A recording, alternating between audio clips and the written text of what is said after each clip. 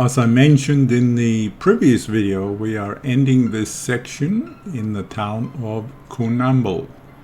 The highway to town continues flat as ever, but with a few more bends thrown in. Shortly after coming into the town, we cross the Castlereagh River, and from then on it's on our right hand side as we drive south on the Castlreagh Highway.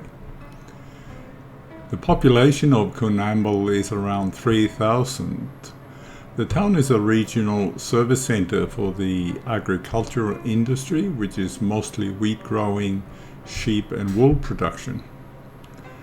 Like many of these towns, they date from about the 1860s, and the name is thought to be an Aboriginal word from the Gulargambone language, dating from about 1840s, when they established the first cattle camp on the Castlreagh River.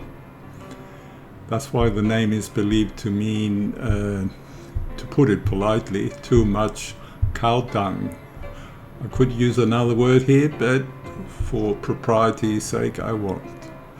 So it's not every town that's called too much, SH.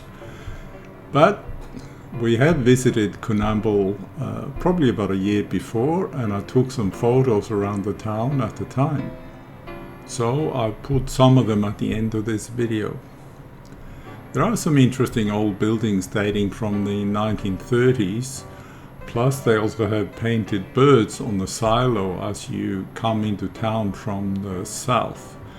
There's a big area of marshes not far from Coonamble with lots of bird life. They also have some Aboriginal paintings on house walls throughout town. They also have signs with hand-drawn caricatures of interesting locals, and call them Nickname Hall of Fame, so I've included a few of them. From Coonamble, it's only another 45 kilometers to the town of Gulargambone, so we are almost there.